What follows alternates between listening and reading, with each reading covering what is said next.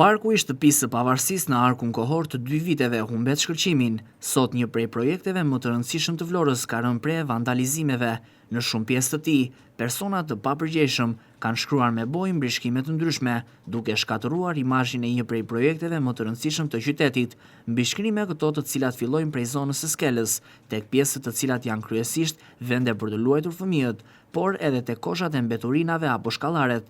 Projekti në fjalë ka rënë pre edhe e dëmtimeve të shumta, lisharset që gjenden pranë Muzeut të Pavarësisë, të krijuar për argëtimin e fëmijëve, tashmë kanë dalë jashtë funksionit. Dëmtime kanë pasur dhe susta të krijuara për fëmijët deri në 6 vjeç, që mund të luajnë në to.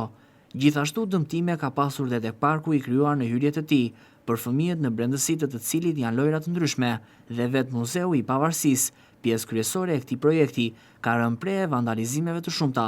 Mbishkrimet me emrat e heronjve kombëtar në të janë dëmtuar, teksa ka dëmtime dhe te ndriçuesit të cilët janë vendosur në territorin përreth muzeut, për të nxjerrë në pa një prej vendeve më të vizituara të qytetit.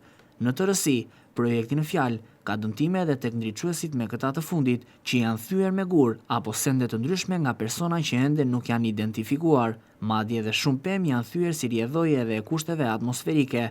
Projekti në fjalë dita ditës po e humbet shkëlqimin e tij, ku shumë pjesë përbërëse edhe si rrjedhoje mungesës së monitorimit dhe funksionimit siç duhet të institucioneve kanë dalë jashtë funksionit.